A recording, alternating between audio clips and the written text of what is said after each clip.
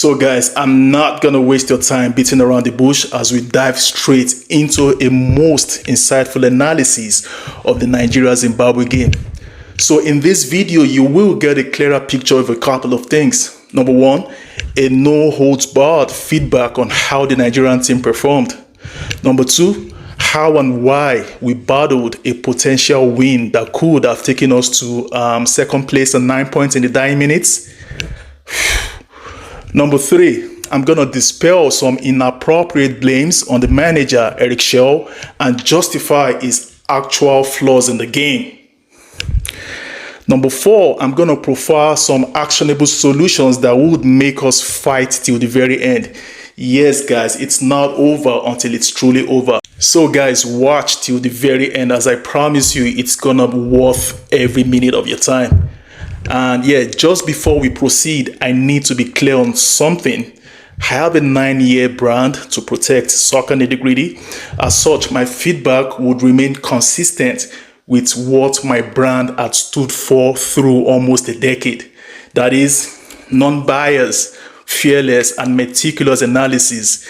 There are absolutely no intentions to attack any individual.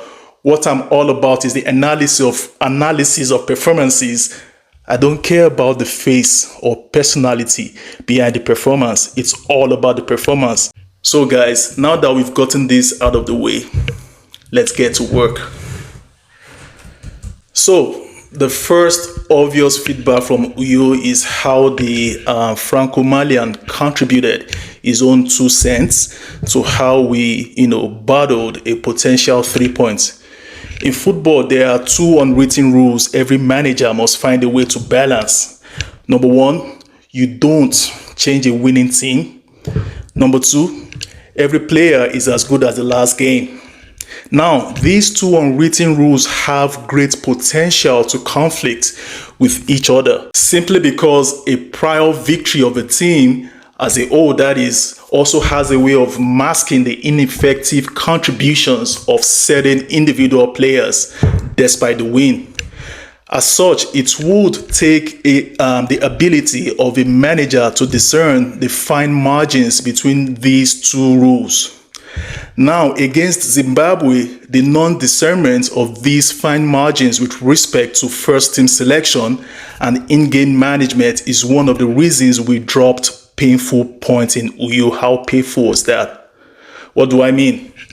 Despite the win in Kigali, a couple of players, namely Bright Osai Samuel and Samuel Chukwueze, should have forfeited. They should have forfeited the privilege of first team selection against Zimbabwe as a result of their, below par performances defensively and offensively, respectively. While Bright Osai had a decent shift in the final third offensively in Kigali, that is, he looked suspect for the most part of the minutes against Rwanda's this guy called Giorgio Kwizera and the other guy, Jean Ruboneka, defensively. For Chukwueze, he was neither effective offensively nor defensively. Hence, this is my question to Eric Shell. Why start this duo when you could have explored other possibilities? What possibilities are there to explore? Number 1, Simon finished off the game in Kigali on the right wing following the Chukwueze substitution. He did a much decent job in the remainder of the 27 minutes or so, more than Chukwueze's 67 minutes combined together. Why not sustain that trajectory in the following game against Zimbabwe, especially without Olaino at right back? Simon would have given a bit of life to that right side that looked completely non-existent through 90 minutes. He played on the right wing against Equatorial Guinea at the last AFCON and was very effective. In fact, he struck the upright, I think, in the dying minutes of the first half of the game, I think. Number 2, alternatively, return Aino to right back and deploy Bassi at left back.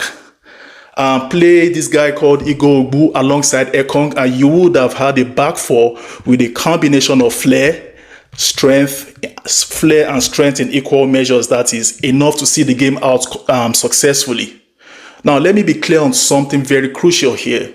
A lot of people have blamed Eric Shaw on deploying Aina on left back while benching Bruno Onyemaechi. Guys, listen, this is not where the problem is.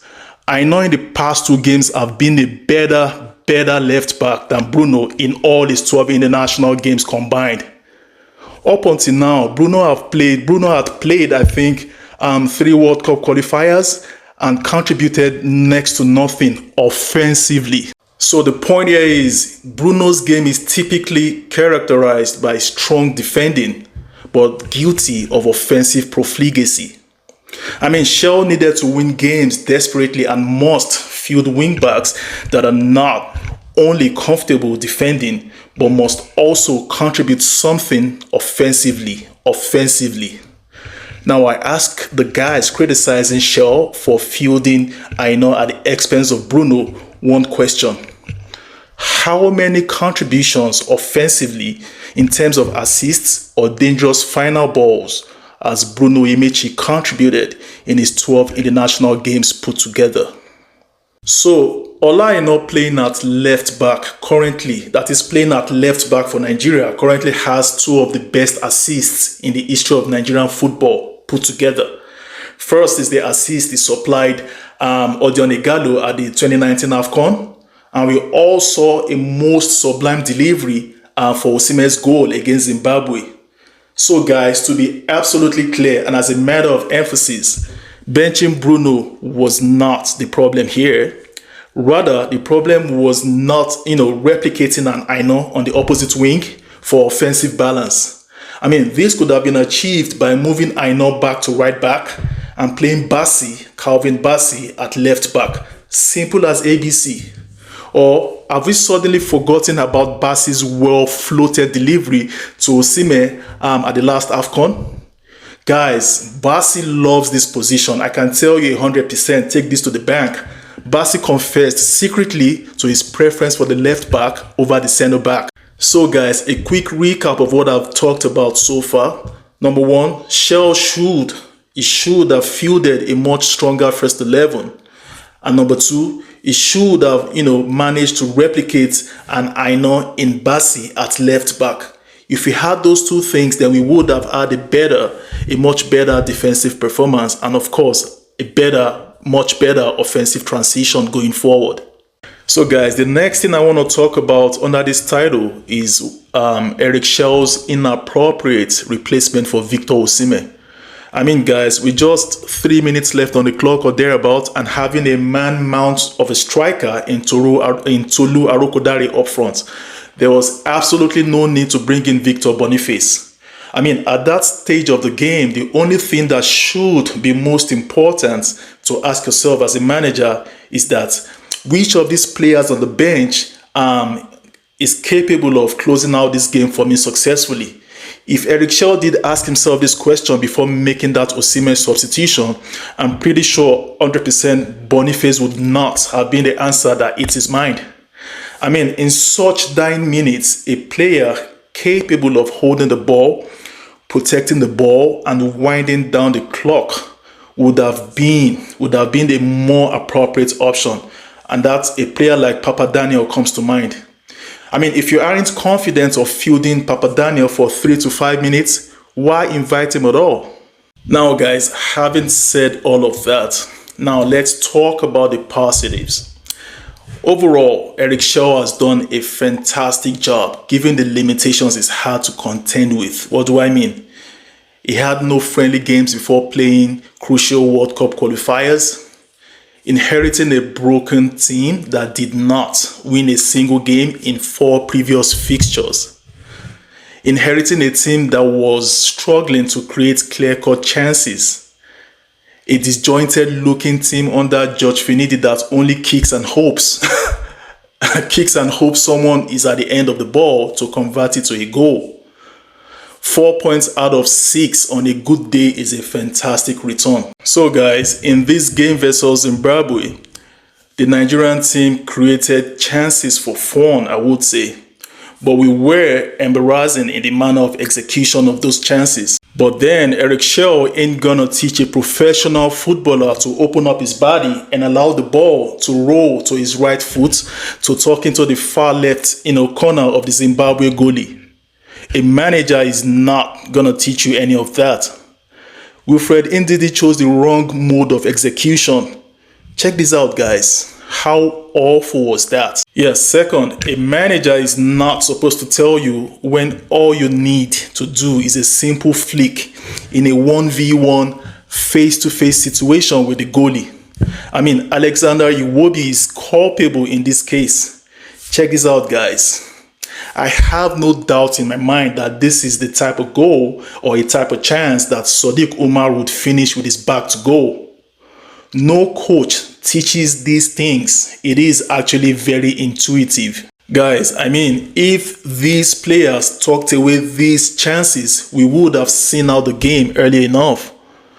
Add these poorly executed chances to the two brilliant Osimhen attempts that was only deprived by Washington Arubi's brilliance between the sticks for Zimbabwe, and you will agree with me that this right here is the most chances we've seen a Nigerian team create in a single game in a very, very long time. So what I'm saying is you do not blame a manager for missed chances. You only blame him for lack of clarity in tactics, in-game management, and inability of his team to create chances. Eric Shaw deployed clear-cut tactics. He made his team create chances and was only culpable for in-game management and not fielding the strongest 11. So this is pardonable, as he did not have the luxury of friendly games to cross his T's, and dot his I's.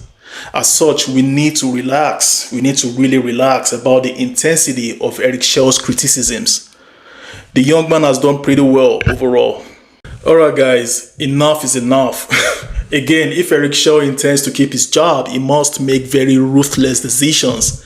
This is part of the attributes of most successful managers world over. I mean, I remember back in 1993, it took just one Samson Siasia blunder in Abidjan to lose his place in the team to Daniel Amokachi under Clemens Westerhoff. I mean, Amokachi seized this opportunity, and it would actually be remembered as one of the reasons for Clemens Westerhoff's immense success as Nigerian manager. Otherwise, his time on the job would be cut short prematurely for not being man enough to make tough calls. I mean, if you watch the game with no prior knowledge of the clubs Simon and Chukwueze play for, and you are told to, guess which of the two plays for AC Milan, without a doubt, I'm sure you would point Simon's direction. 3-4 years ago, when this string of inconsistencies started in Chukwueze's game, it was actually pardonable and excused as an inevitable phase in every young player's developmental cycle. The guy will be 26 in, I think, May. This is his prime. This is the time. This is show time. Anything less is unacceptable. In big games, every team actually turn to their big players for solutions. Chukwueze, AC Milan, how far now? Mamelodi Sundown defender Divine Lunga is all you had to deal with all game. What if it were Alphonso Davies of Canada and Bayern Munich, or perhaps Guardiola of Croatia and Man City? Waiting for happen. The funny thing is, some of his fans claim he was, deployed out of position. Guys, an excuse to justify the average display of Samuel Chukwueze. What out of position are you talking about? Where? Look at this. Does this look like out of position to you? Guys, look at these two. Does this look like central midfield or goalkeeping position to anybody? And if you ever see him play centrally like this through the middle, you must see the right back Osayi Samuel further up. And that's because the team is actually trying to create overloads. This right here does not mean he's playing out of position, guys. It is actually a temporary spell that reverts to status quo the moment that counter-attack fizzles out and the right back Osayi Samuel returns to his position. So guys, quit this excessive pampering and let him know where he needs to improve as a footballer if you truly claim to love him. I am a big fan of Samuel Chukwueze, and like all good friends, you call out the flaws of that erring friend if you truly love him. So now, let me be clear here. I'm not saying Nwabali is not good enough for number one. What I'm saying here is that Nwabali needs to go, he needs to push hard enough to make him go beyond just making routine and regular saves. I mean, as far as I'm concerned, the 28-year-old's greatest attribute is his confidence and aura between the sticks. While these attributes are perhaps the most important attributes any goalie must possess to excel as a goalie. However, it does not end there. There's more. I mean, beyond the penalty shootout against South Africa at the last AFCON, I do not recall Nwabali saving Nigeria by making saves he has no business making. I mean, those type of balls where a viewer on TV would be like, wait a minute, did you see that? What just happened? That's the kind of save I'm talking about. Yes, so a national team goalie must be able to make unbelievable saves, which makes you ask yourself astonishingly, like, wait, what just happened there? How did that happen? Did you see that? Until Nwabali gets to that level, it would not be mentioned in such revered rooms where great goalies like Emmanuel Okala, Peter Rufai, Vincent Eyama, Besto Gedengbe, and Ike Shorumu are discussed. These retired legendary goalies weren't household names only for an exemplary show or display of confidence and making regular routine saves between the sticks. They were also renowned for making unbelievable saves that saved their teams in crucial games. For example, I recall Peter Rufai being called out by the goalie trainer in 1994, Terry Van Eyck, who scolded Peter Rufai for saving a deflection by twisting mid-air. I think against Cote d'Ivoire. I remember vividly Ike Shorumu was in goal in 2002 and endured a torrid 90 minutes against the informed trio of Gabriel Batistuta, Hernan Crespo, and Claudio Caniggia. It was an unbelievable performance between the sticks that limited the embarrassment to just a single goal concession. If Ike Shorumu was only capable of making regular, routine saves, the scoreline would have been downright disgraceful. I mean, how dare we forget Vincent Eyama's historic man of the match performance one-on-one against Prime Messi. Eyama saved Nigeria way too many times such that he was awarded the man of the match. I mean, when a goalie plays against Prime Messi in a World Cup game and picks up the man of the match award at the expense of Messi, then you know he must have done something extremely extraordinary. I mean, if he's unable to make that transition, that is Nwabali, if he's unable to make that transition from a place of regular saves to the realm of extraordinary saves, then Eric Schell would not be wrong to intensify scouting other options.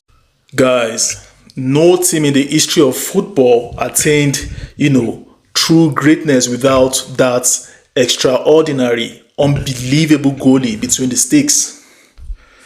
Nigeria would not be the first. It won't happen. Extraordinary is what I expect to see in Nwabali going forward. Otherwise, guys, the Nigerian team will lose crucial games again and again and again. See, I'm not one of those pundits that is kind of intimidated by the clout of any footballer. No matter how big your ego is, I will deflate it with constructive criticism without, batting an eyelash. No matter how rampaging your fans are, I will call you out when necessary and not just for the fun of, criticizing you. Guys, if Eric Schell hopes to be successful on the job, he must stop deploying Wilfred Ndidi as Super Eagles defensive midfielder, let alone a DM in a 4-1-2-3 or 4-2-1-3. Guys, we need to maximize what's left in the tank of Ndidi wisely. He's not that type of player that would, cover every blade of grass, anymore. Everything in life has its beginning and its ending. The end is here with respect to Ndidi's ownership of the Super Eagles DM department. The earlier we acknowledge this fact, the better for our collective aspiration to potentially qualify for the World Cup and win the AFCON. The duo of Wolverhampton Wanderers, Marshall Monetsi, and this guy from Cardiff City, and the Reno Hota, they ran riots over Ndidi across long spells in the game. As you all know, if you don't boss the midfield, you don't boss the game. The midfield is actually where it all goes down. Guys, going forward, to get the best out of Ndidi, Eric Shell needs to do two things. Number one, play him only as a CM side by side with, a more energetic DM who does the actual dirty chores for him. Number two, starting from the bench to close out games. Just imagine bringing on Ndidi in the 75th minute immediately after Osimhen's goal to provide additional cover to the midfield. Guys, with just 15 minutes left on the clock, we would have smartly utilized the remainder of the gas in Ndidi's tank to a great effect. So Eric Shell needs to make that tough call about Ndidi's deployment if he intends to stay on the job for a long time.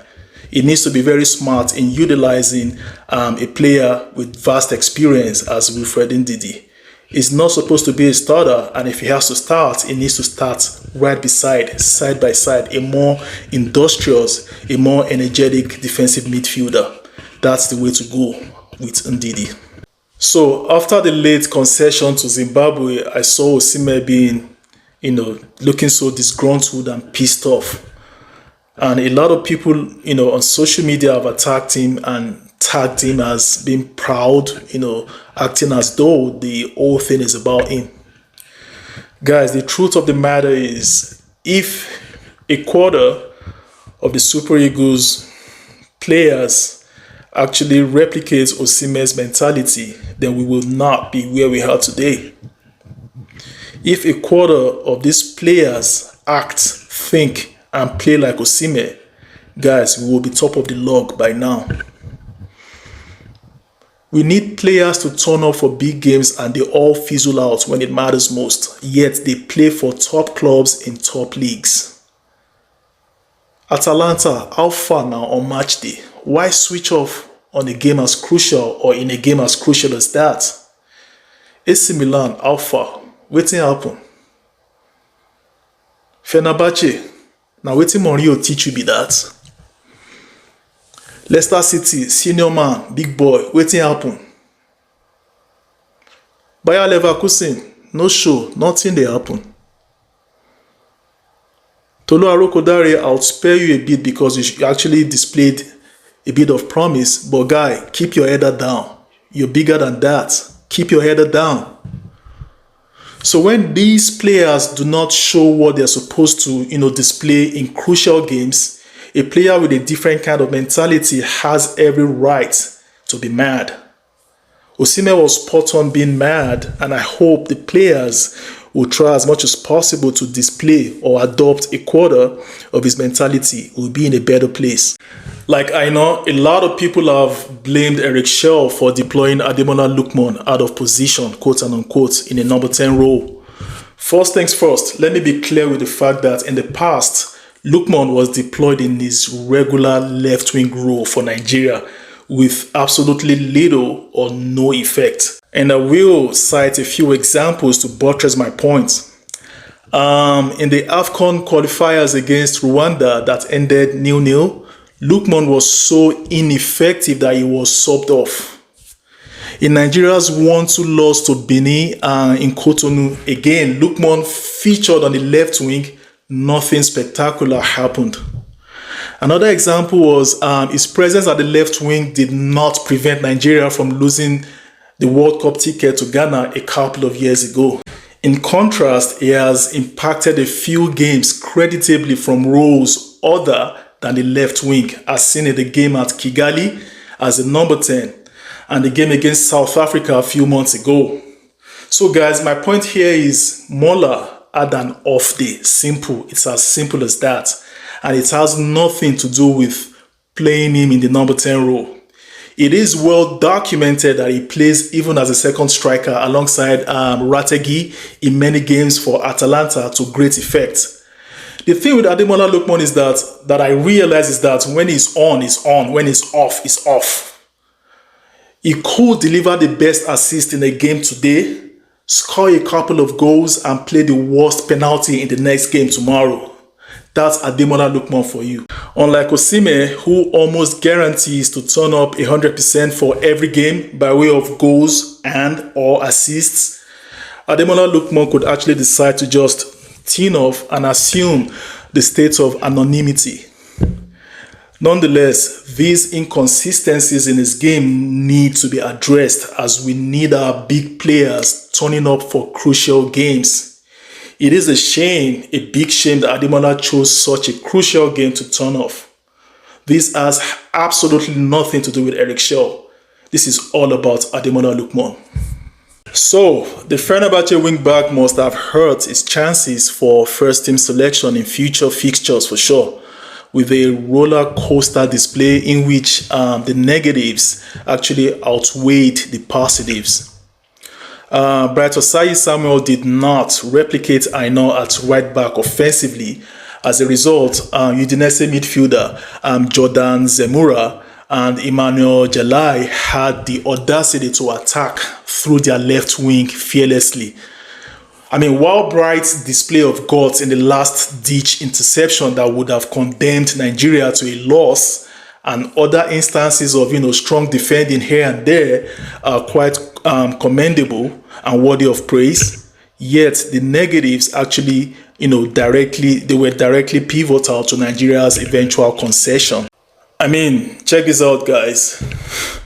When you are face to face with a winger running at you close to the box, you must, I repeat, you must not show him your inside, force him to your outside, make life difficult for him by restricting his options. But Bright did not do that. He decided to keep backtracking, backpedaling until Tawanda Sawanishe told himself, you know what, it's time to cut inside and fight a teammate. He found his namesake, and the rest, as they say, is history. Personally, I thought that was a shocking piece of defending that led to a very, very avoidable goal. I mean, this has absolutely nothing to do with Eric Shaw.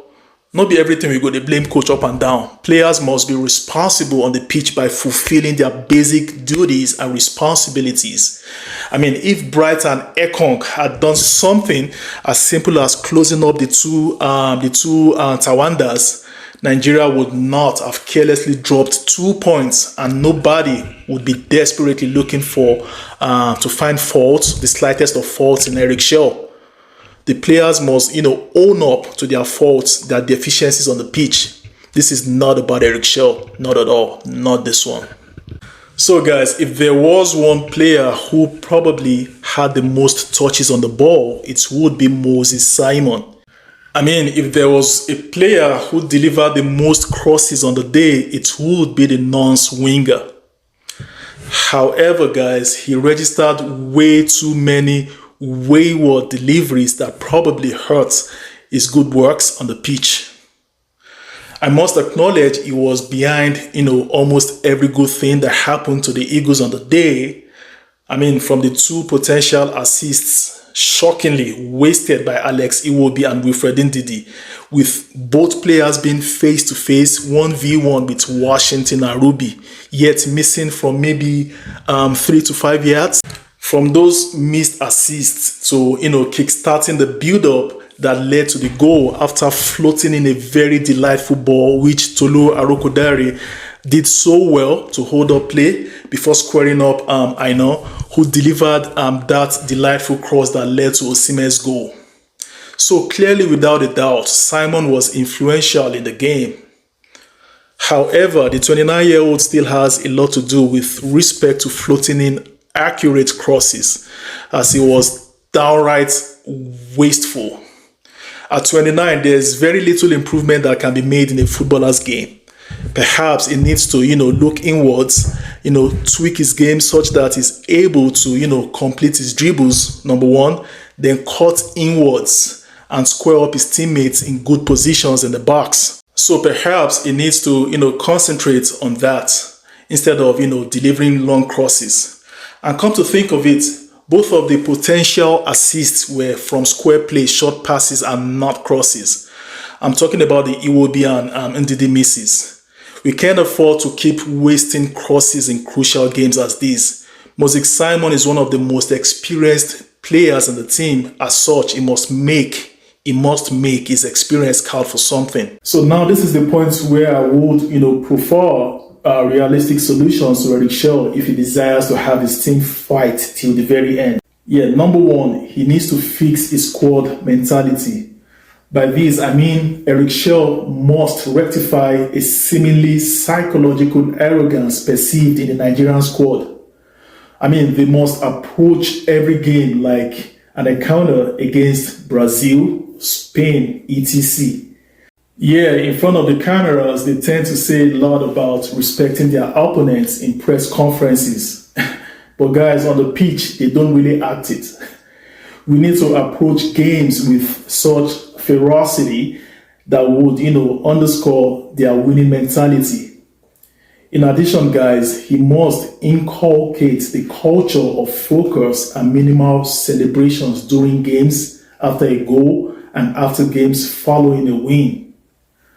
Guys, we have proven to be most vulnerable after scoring or after winning a game. The second thing Shaw needs to do is critical squad reinforcements. Eric Shaw needs to search far and wide every nook and cranny for players that would truly add value in the following positions. A. It desperately needs an experienced addition at centre back. B. He needs to get a DM with a big engine and mileage. And C, he needs to find a very talented right winger that would give us real offensive options. And finally, he needs to get a goalie that would pose real threat to Nwabali's number one spot, and not just a bench warmer who Nwabali would take for granted. For me, I knew we were definitely going to draw points at some point, but I was thinking it would happen probably away to South Africa, as that game would be the toughest, hurdle in this particular qualification campaign. So you can imagine how disappointing it is to draw points in our backyard against Zimbabwe with due respect. And consequently, we are condemned to not dropping any further points. Also, we can't afford not to win South Africa away. Unfortunately, we did put ourselves in this precarious situation. So guys, at the end of the day, I have this strong sense of conviction, and I strongly believe it is not a hopeless situation. South Africa would definitely draw points. And if Eric Shaw executes the solutions I just preferred, we will qualify some way, somehow. I have absolutely no doubt in my mind. So guys, I admit it's gonna be a long, tortuous path to Canada, USA, and Mexico, but it's definitely, most definitely not impossible. We just have to hang in there and do the right thing.